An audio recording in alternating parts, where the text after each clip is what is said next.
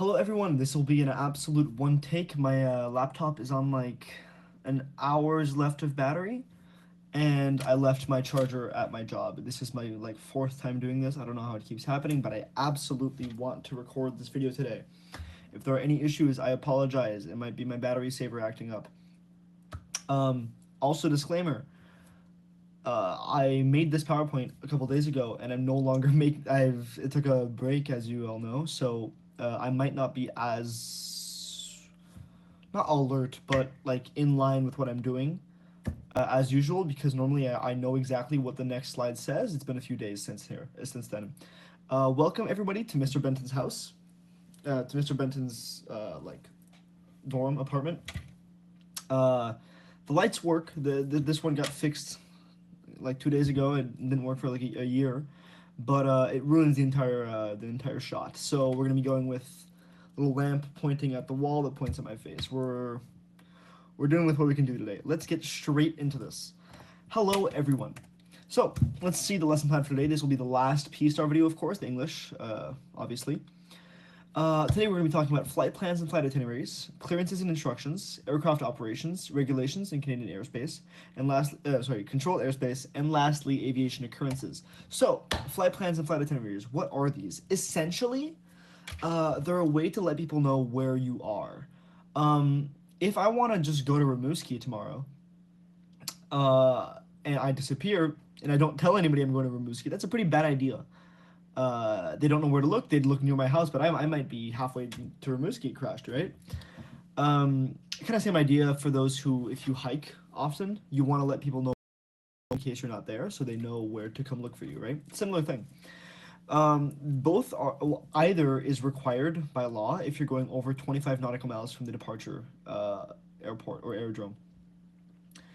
So some of them I'm seeing my mic is clipping a lot. I'm sorry if you guys are getting pretty bad mic quality. It's coming from my phone right now. Let me double check that it's coming from my phone. It is. So sorry if there's a bad clipping. I just didn't take the time to set it up. As I mentioned, I have to do this fast.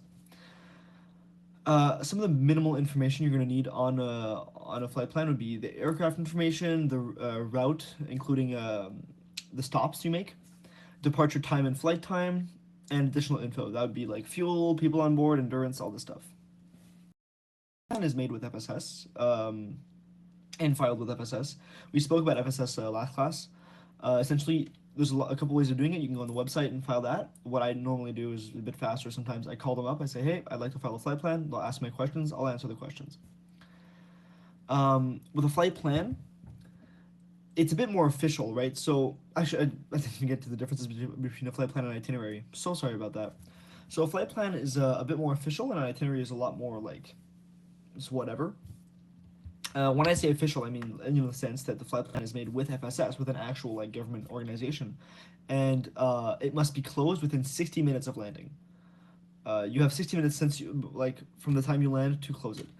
Generally, they do it for you. For example, when I land in Saint Jean, I'll land and they'll tell me after I landed and everything's done, they'll tell me flight plan closed. So that lets me know. And a flight itinerary on though is just made with a person of confidence. A person of confidence just means anybody who you trust to report you're missing, not report your arrival. Report if you don't arrive.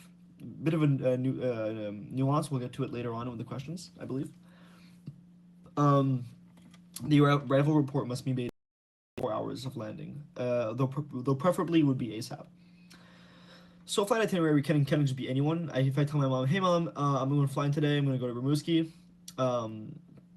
If I don't text you in the next 10 hours, call someone. That's what a flight itinerary can be. It can be as simple as that. There's a slightly more official version. That's when you would like actually close the report. But generally, that's what all it consists of. Remember, a flight plan is a lot more official than an itinerary. So, if we're continuing here, if you have a flight plan deviation, for example, I'm going to Rimouski, but there's too much snow, so I have to land in Trois-Rivières. I must advise ATS as I can.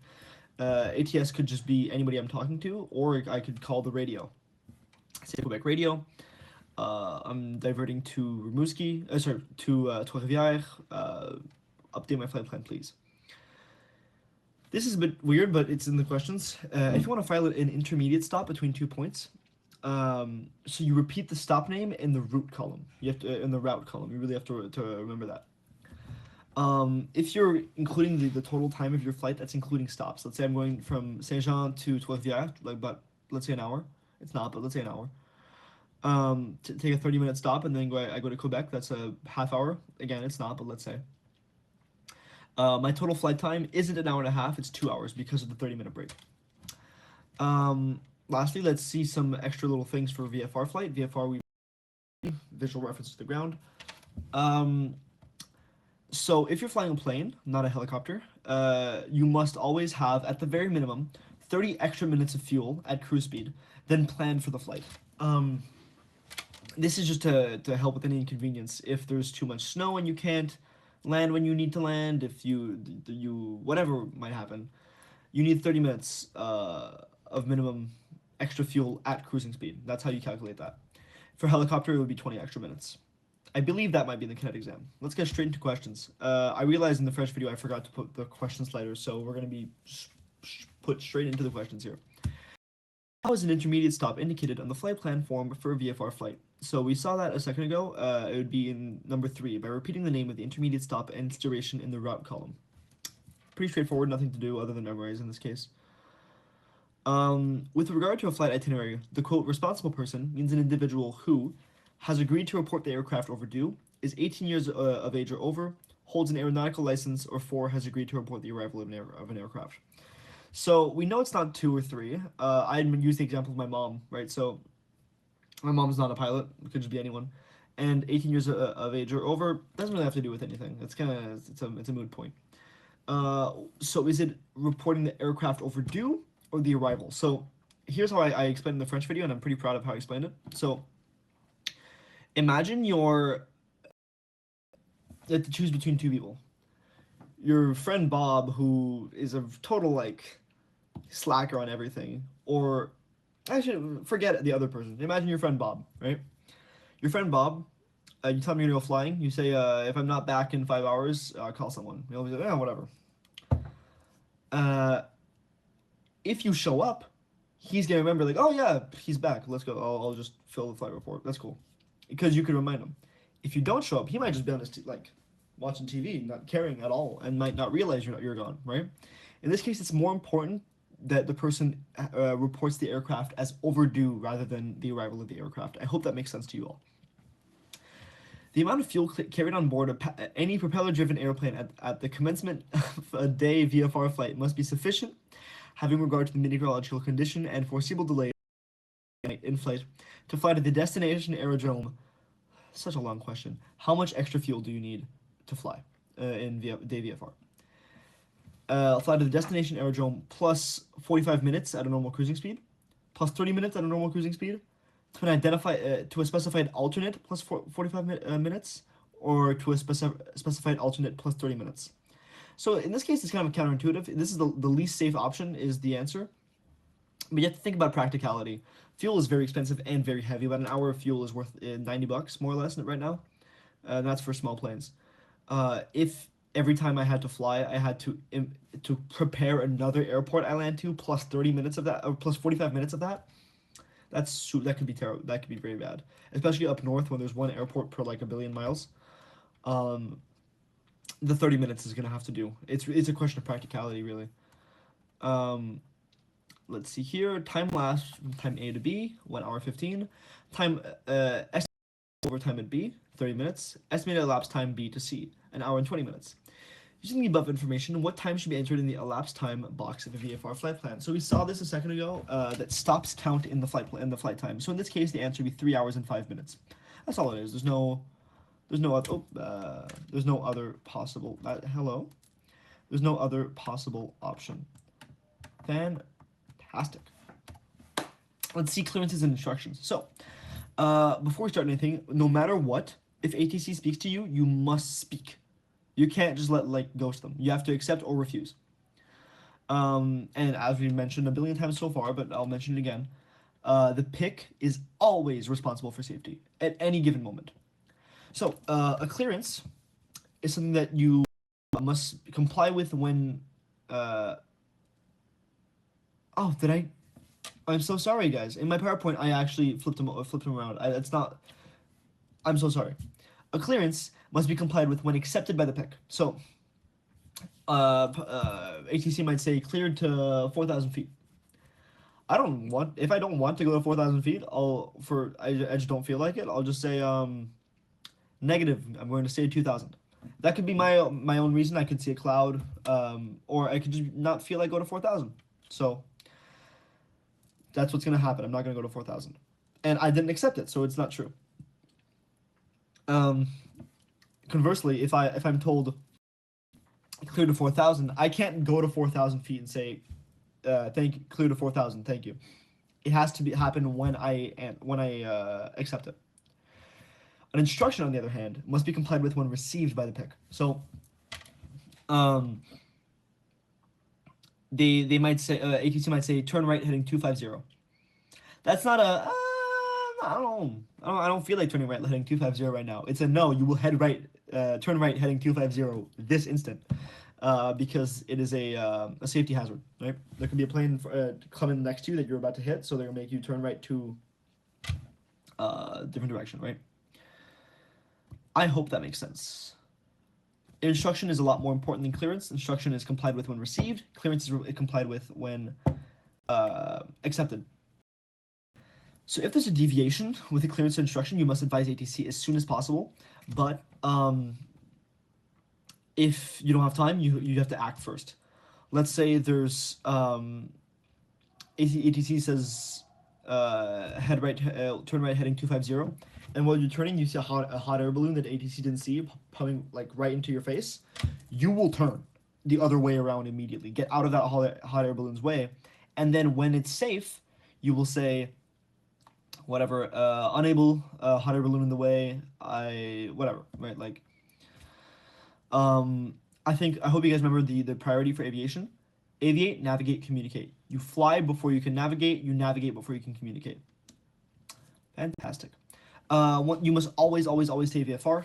If an instruction tells you to get out of VFR, by accident, if they tell you to head right, heading 250. I'm using this, it works. And there's a cloud, you are not allowed to accept that. You must say there's a cloud. I'm going to stay VFR. I'm turning 230. That's the closest I can without going IFR. If you're uncertain with anything, clarify with ATS. They are happy to answer your questions. I've met multiple air traffic control agents. They're so fantastic, and they all want to answer questions. Your safety is their priority, um, and so they always want to be able to help with the safety if with anything. If something seems unsafe, you must always refuse and then advise ATS. Let's get straight into questions. An ATC instruction must be, I'm not going to go through the options here, must be complied with when received by the pilot, providing the safety of the aircraft is not jeopardized. That's all it is. Instruction is complied with when received. Fantastic. An ATC clearance, I'm not going to go through the whole thing, requires compliance when accepted by the PIC. Cool. Under me here.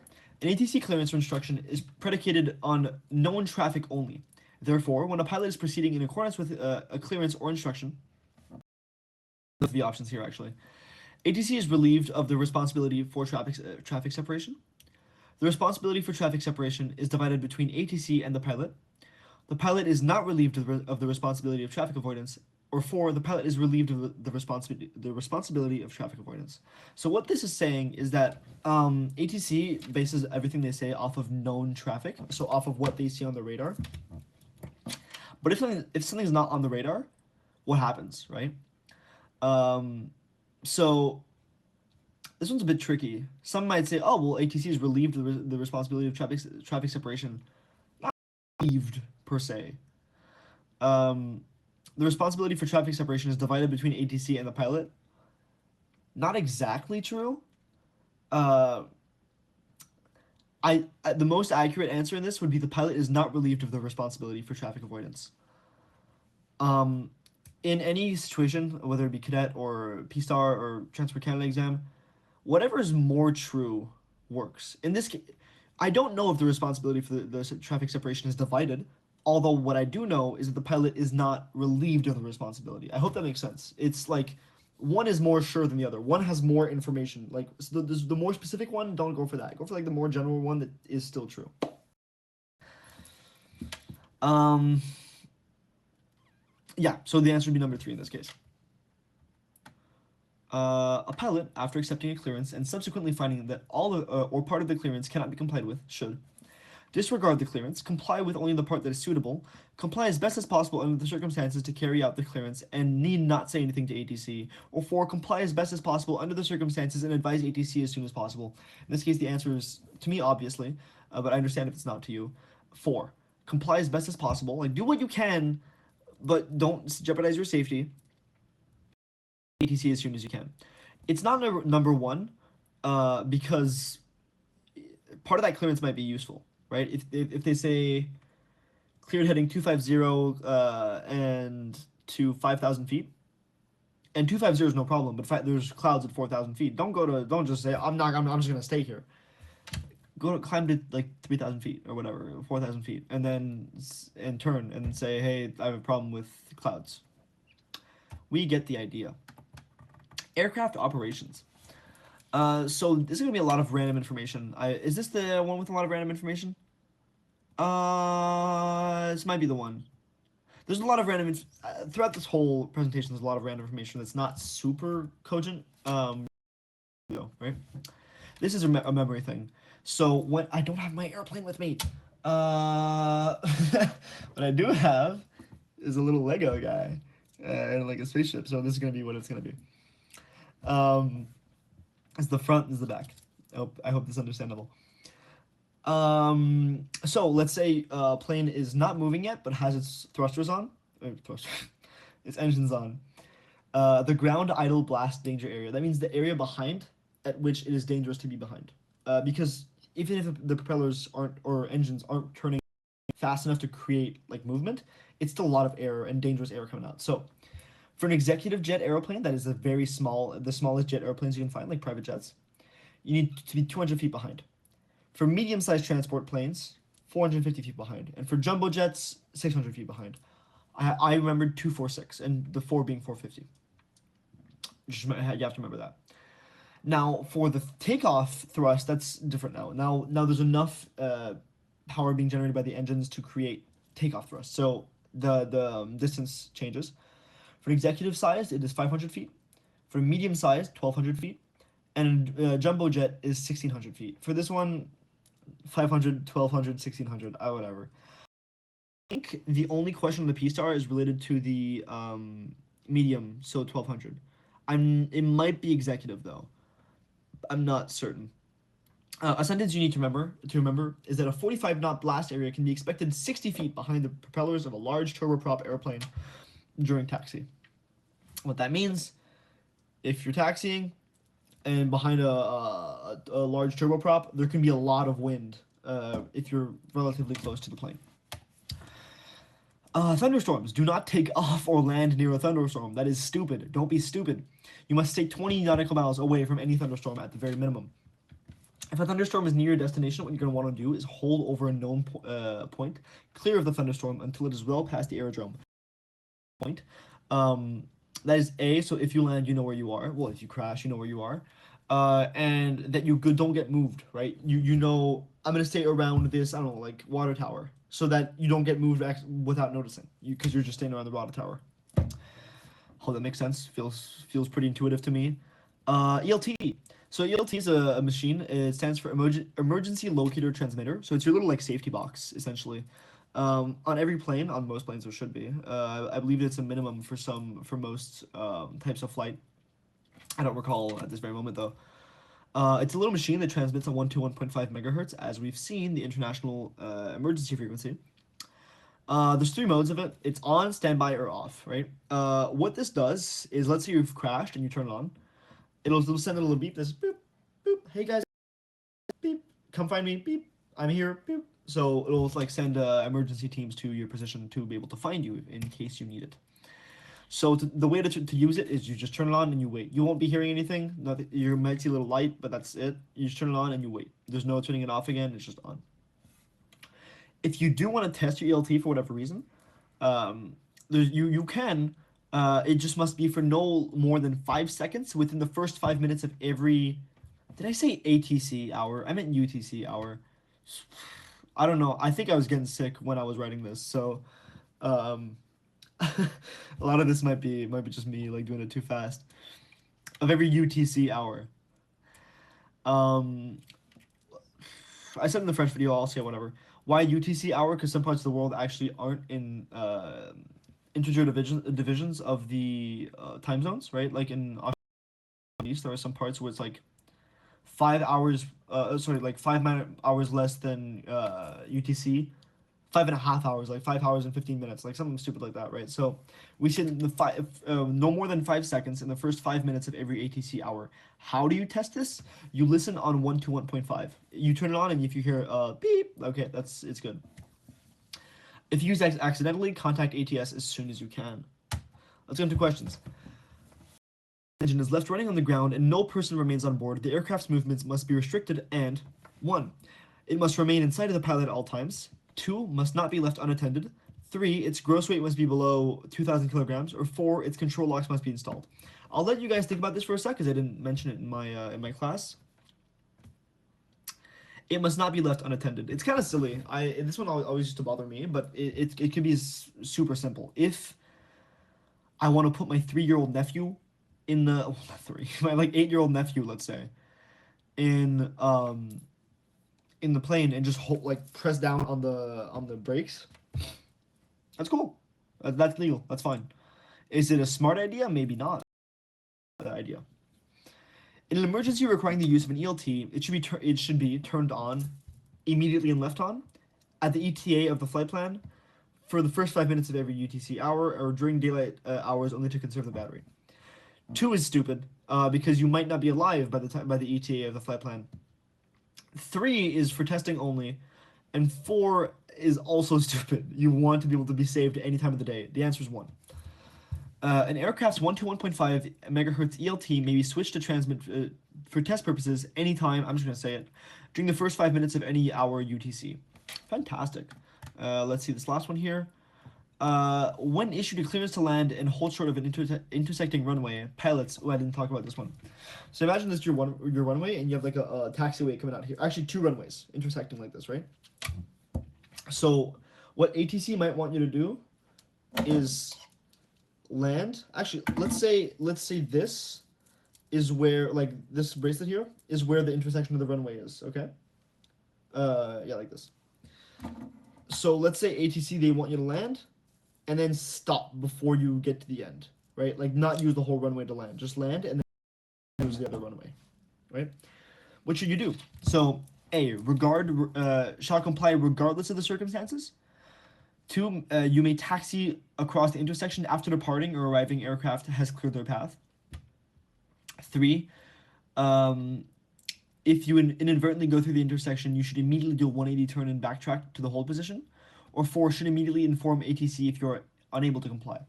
So 1 is dumb, that's dangerous. 2, you must wait for ATC to clear you if you want to move. You can't just take that decision yourself, especially in a hold short line. 3, if you inadvertently go back, let ATC do the movement for you. Don't do your own thing. The answer is 4. You should immediately tell ATC if you think, hey, I need all that runway. Don't make me stop before I am done landing. Great. Did a beep test, guys. It never gets better. It still happens in college. This is my like 4th beep test in CJEP right now. So letting you guys know, I felt pretty bad about the whole thing today. So just telling you guys this. It's the last video right. So I'll have a bit of fun. My battery's low.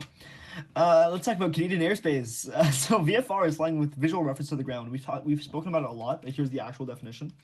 It's with visual reference to the ground, so you can see the ground. Let's talk about common airspace dimensions. I guess that I had nothing more to say about VFR. So low-level airspace in Canada is under 1,800 feet ASL in Canadian domestic airspace. Just remember that. There's nothing. I don't have any graphs or maps I can use today. A control zone is around an airport. It has a 5 nautical mile radius and goes from 0 to 3,000 feet AGL. That's the control zone within an airport. Let's talk about special use, restricted, or advisory airspace. So advisory airspace, also called a CYA, it's basically an area that it's like, hey guys, there might be a lot of stuff going on right now, or like stuff that's kind of difficult to fly around. Maybe don't come fly here today, but you're allowed to, but it's probably best if you don't. So it says not implicated aircraft are encouraged to stay clear of the area for the denoted time. It's the time is found in no times. They're published. Restricted airspace can only be flown through in accordance with permissions issued by the user agency. For example, Farnham, the military base, has a CYR on top of it. Sometimes they use it for parachute activity, right? So you are not allowed to fly over that in that area if there's parachute activity going on. So the military itself is saying, hey, no flying here, guys. But this could also be like an air show, for example. You can fly an air show if you get permission by the user agency. If you want to do aerobatics, you have to remember that it has to be Class F airspace when visibility is above 3 nautical miles. What's Class F airspace? We'll get airspace rules in a tiny bit, so just remember Class F. Here's VFR weather minima. It's pretty. You have to know this. Take a picture of this. Whatever. Oh, not what I want to do. I'm gonna move my little head so you can take a screenshot of this. I'll take a little smile. Fantastic. Uh, so in control zones, the visibility cannot be less than 3 statute miles. The distance from your cloud must be horizontally at least a mile and vertically 500 feet. That's if you're in a control zone. And distance AGL from the ground must be 500 feet. If you're in space that's not a control zone, it's the same, but the distance AGL doesn't matter. So if you're in uncontrolled airspace, now if you're above 1,000 feet, it was 1,000 feet or above, you can't go under a mile of visibility, and you have 2,000 feet horizontally and 500 feet vertically. Letting you know, a mile of visibility is almost nothing. I've flown at 10 and been terrified because I barely saw in front of me. A statute mile of visibility is tiny. That's about like what, like 7 minutes of running. So imagine running 7 minutes and that's all you can see. It's not very much, especially when you're flying.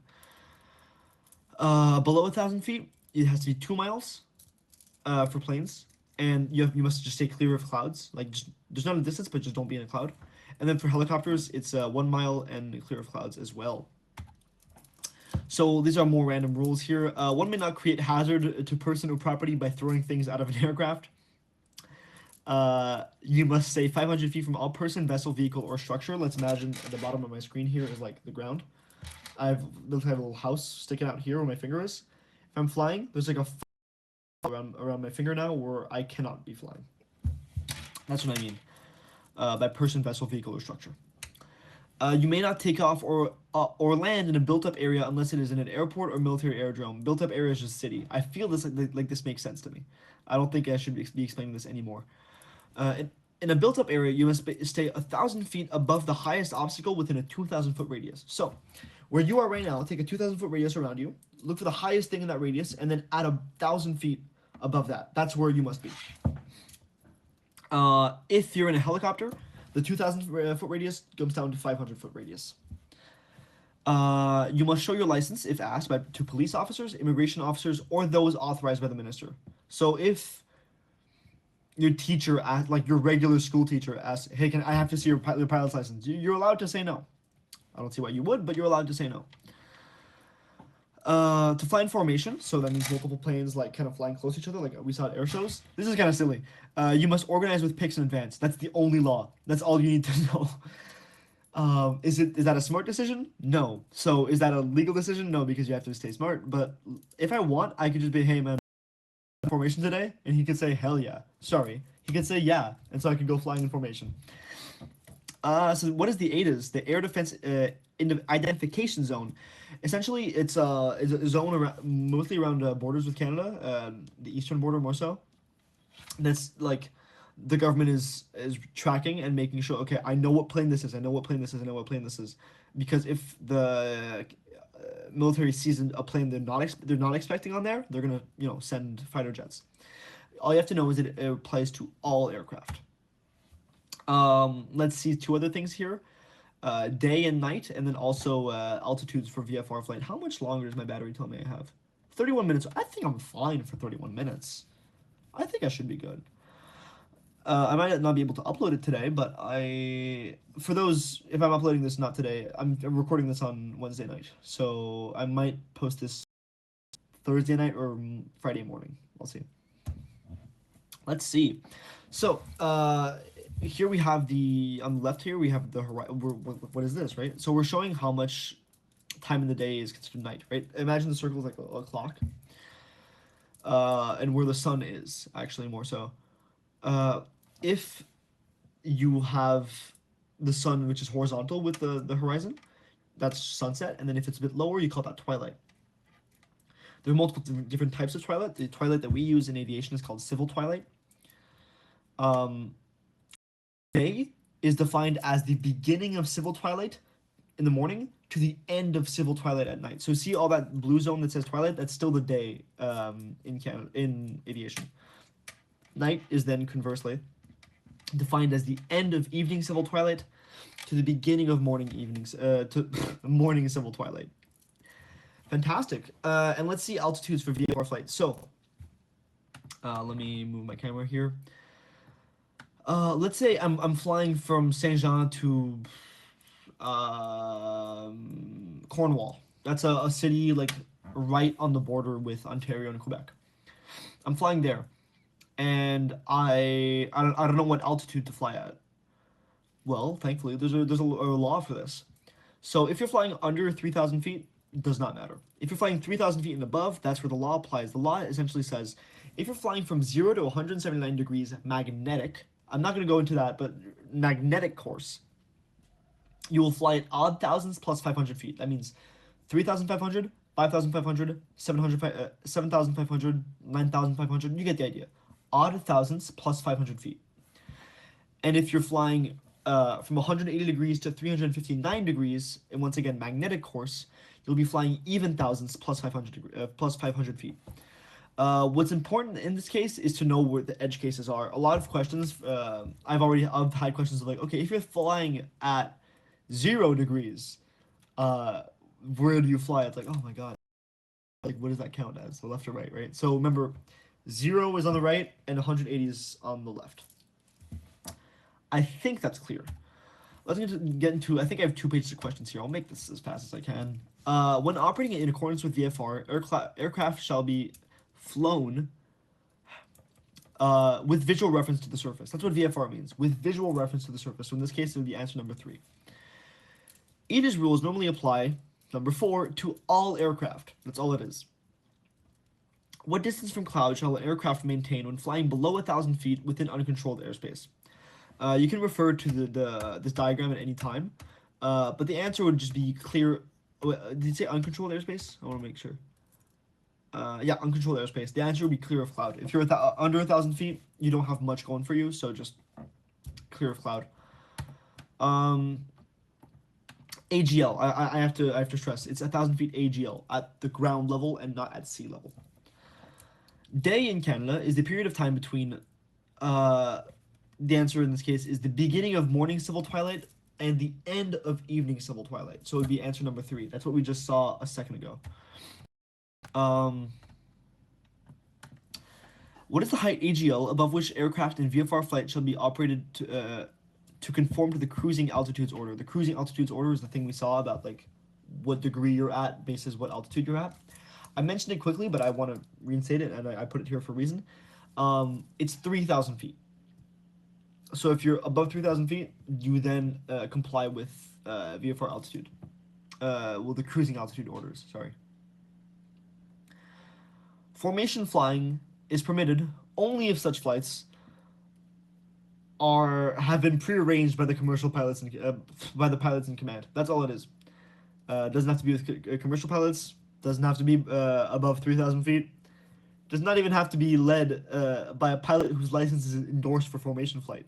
That'd be ideal, and it'd be stupid not to, but legally, it has to be prearranged by command. You can't be in the air and then see your friend's plane and say, hey man, you want to fly formation right now? Does not work. You have to arrange it prior. Flight through active class F airspace with a designator CYR. So I forgot to mention, CYA and CYR both designate class F airspace. We'll speak about airspaces in a second. Don't stress out. CYR, what does that mean though? Remember, R means restricted. That's right. So the answer in this case would be is permitted only in accordance with permission issued by the user agency. Nothing about military, two-way radio. It's purely if you have permission. Think of air shows. That's really what helps me the most with this. So lastly, what statement is not lastly? I think we have another page of this. Uh, which statement is correct in regards to advisory airspace? So we saw it earlier, and this is the official like thing now. It says, quote, number 2, non-participating VFR aircraft are encouraged to avoid flight in advisory airspace during the active period specified on the aeronautical charts and note 10. So it's like you probably shouldn't come here for your own safety, but you're allowed. Um, the maps have a CYA over the area between Rougemont and Yamaska, Mont Rougemont and Mont Yamaska, because sometimes this can be very busy, and I think there's glider operations there. So it's just like don't come if you don't need to, because you might hit into a glider, and that just ruins your day. The selection of cruising altitude in the southern domestic airspace. Ignore the southern domestic airspace. I think you guys saw it in your class for those who are taking it. Actually, I'll do it real quick. In domestic airspace, you use magnetic track. In northern domestic airspace, you use true track. I hope this is useful for one person, at least. So in this case, answer would be 2. In the selection of cruising altitudes in the southern domestic airspace should be based on magnetic track. An aircraft cruising VFR in level flight above 3,000 feet AGL on a track of 290 magnetic, that's what the M means, is magnetic, shall be flown at 290. Is that left or right? You have to think about it. 180 is down, and you keep going more left, and that's into the 200s. So 290 is on the left, which would mean we're doing even thousands plus 500. So in this case, would be answer number 2. Controlled airspace. So controlled airspace is anything that's, well, that means ATC control is assured. So that means anything but class G, essentially. We've spoken about air traffic control before. What that means? I think there's an actual cadet class on it because I'm giving it on Thursday. I don't know if that was yesterday or tomorrow, depending on when you see this, or tonight. But yeah, all classes of airspace are controlled other than G. So in French, I feel bad for them. They didn't have fancy acronyms. In English, you guys are lucky. We have a fancy acronym to remember the 7 classes of airspace. Let us see. So A, Class A airspace. The Americans, if you see American videos, they might see Class Alpha. Do not watch American videos on this. Different laws, different things. Class A airspace. A for at or above 18,000 feet ASL. This is for like large airlines and big IFR flight. Does not concern any of you for the future for a very long time. What is my battery at? At 23 minutes. I can do this. I can do this. B is between 12,500 feet and 18,000 feet ASL. All you need to know. C is clearance to enter is what you need to enter. So you need to be cleared to enter this airspace. I feel like I said that a couple times. I feel like it's clear. D is you need dialogue to enter. So you don't necessarily need clearance, but you need to speak to somebody to enter this airspace.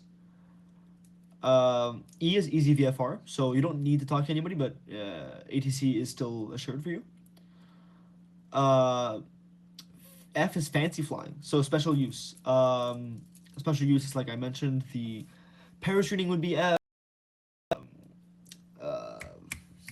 Air shows would be F. Military stuff would be F. F can also be uncontrolled at times, so I lied when I said it's other than G. It's other than G and sometimes F.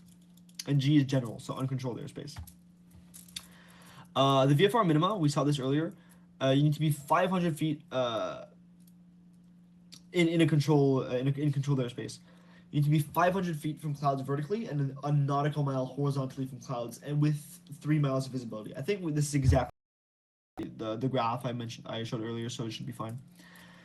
What is special VFR? I mentioned it 2 videos ago or a video ago, I forget. Special VFR is if you're taking off or landing at an airport and visibility is too bad to be legal, but you think you should be fine if you get a lot of control from air traffic control. So It only works in control zones because you need to be controlled for it. You may do it if visibility is 1 mile or more. Normally it's 3 miles, but you can go down to one if you request it. It's for taking off or landing only, and if it's at night, for landing only. You must have a two-way radio for it to be able to speak to the control, obviously. You must stay clear of cloud. So there might be a lot of clouds everywhere, but you have to stay as much as you can clear of cloud for special VFR. And you must ask for special VFR. So if you're coming in an airport and you see this looks bad, they're not going to request. They're not going to say like, "Hey, would you like special VFR?" You have to ask it yourself. They might insinuate it. They might say, maybe you might need some special help from us to be able to land here today. Like they'll be nice, but they're not allowed to offer it outright. If you're entering class B, C, D, or E airspace, you must if you need clearance to enter, obviously get the clearance. And if you need the clearance, always communicate with them before entering. You can't be in there and say, "Hey guys, can I come in?" And you're already in, right? I see it as like knocking on a door. You have to knock on the door before you enter a house. You can't enter a guy's house and then knock on the door. In terminal airspace, you must maintain radio contact. If you're in a terminal airspace area, keep the radio contact. You can't just leave whenever you want. The frequencies are found in the CFS or the VTA for controlled airspace. So, when in VFR flight within controlled airspace, a pilot must remain clear of cloud by at least, we saw this, 500 feet vertically and a mile horizontally. The minimum flight visibility for VFR within a low-level airway, we saw this, don't let the words confuse you, 3 miles. VFR cross-country pilots wishing to cross through any part of a Class C control zone should, in this case the answer is C, advise ATC of their intentions and obtain a clearance. FSS has nothing to do with control. Don't monitor the approach frequency. They will let you know if you're going in. Remember, C is clearance to enter. And 4, conform with the circuit direction at that airport, not necessarily an airport, so you get the idea. ATC may authorize an aircraft equipped with a functioning two-way radio to transit a control zone under day special VFR, provided the flight visibility and when reported ground visibility are each not less than. This is so many words. Paraphrase this for you guys. What is the minimal visibility to do special VFR? 1 mile. Aviation occurrences. Is this my last slide? I should be done after this. Yes, I'll do this so quick. I might not do a conclusion today. My laptop's about to die. So, what's an aviation occurrence? It just means that something that happens in aviation. It's something bad. It comes with bad connotation. Like it's an incident. It's a problem. It's a whatever, right? If you see one, you must contact the TSB. In the US, we say the NTSB. So for those who watch like aviation news, it's not the NTSB, it's the TSB, the Transport Safety Bureau. You can reach them through FSS or this number right here. Feel free to put it in your phone. It's an important number to have. Just if you see a problem. The purpose of the TSB is to investigate. The purpose of the investigations is to prevent recurrences of problems. And you can find a lot of AIM, the TC AIM, which I've put available for all in the Google Drive. So what's an accident? An accident is the worst type of thing that can happen. It means a person is killed or seriously injured. Or there could be serious structural damage to the aircraft. Or even lastly, the plane could be missing or inaccessible. That would be an aviation accident. What's an incident? Well, an incident is when an aircraft is over 2,250 kilograms. So anything under that, it would just be an occurrence. It could be like smoke, or power failure, or control issues, anything like big, structurally bad, but still like a problem with the airplane. But there must not be any death or injury. Lastly, an occurrence is just any problem that doesn't fall into this. Did you pop your wheel while landing? Like it exploded? That's fine. It's an occurrence, especially if it's a small aircraft. Did you cut your finger opening a map? Like you'll get a paper cut? That's an occurrence. It can range from really bad things to really fine, okay things. That's what occurrences are. Let's get into the questions here. The primary objective of an aviation safety investigation into an aircraft accident or an aircraft incident is to, we saw this, it would just be, this is number 4. Details on civil aviation accident reporting procedures can be found in the TC AIM. We saw this. I'll do the one under me. When an aviation accident occurs, the pilot or operator of the aircraft involved shall ensure that the particulars of the incident are reported to the TSB. I'm gonna skip this. It's just as soon as possible and by the quickest means possible. I feel like this made a lot of sense. Just as the first time I read this, so it should make sense to you guys. Contact the authorities as soon as you can with the fastest way you possibly can. The TSB shall be notified of a reportable aviation accident when a person sustains serious or fatal injury as a result of being in or coming into direct contact with any part of an aircraft. An aircraft sustains damage or failure adversely affecting performance. My neighbor started playing trombone. I'm so sorry, guys. An aircraft sustains damage or structural failure adversely affecting performance or flight characteristics and requiring major repair or replacement. An aircraft is missing or completely inaccessible, or any of the above. In this case, it's any of the above. So sorry. He does this like every night. It's 8:50 up. It's 8:55 p.m. I get back at him. I play bass and I like aim my amp at the wall and just annoy him. Um, anyhow, thank you so much for being with me on this PSTAR course like journey. This is my first time doing like any big videos like this, especially parts, especially for how long these all lasted. I'm open to any feedback and criticism, of course. I'm planning on maybe doing more of these if it helps. I understand we don't necessarily have all the possible time in aviation together, and aviation does mean a lot to me. For those who don't matter, if who don't care about aviation that much, you know, it's your choice if you listen to this. This is obviously for those who are taking the course, and so this is a lot more important to you. I do wish you the best on your exam. I might be there for the actual time itself of the exam. I'll see. Um, in any case, it was fantastic teaching you all. I'm liking this. This is like a good experience for me to be teaching and have control being my own house. I might be doing, like I just said, I might be doing more of this. I might not. I'll see how it all turns out. I don't really have anything to be teaching you guys after this, so I might be taking a bit of time to figure out what I want to teach you. I will be seeing you on the 30th if I post this tonight, which I doubt I will. Um, my first time back, and you guys have your parade next week. So I hope you all study well. I hope you all take tons of notes, and I want to wish you all good luck. And I hope you all, any of you, can get into the glider or power course this summer. Thank you all.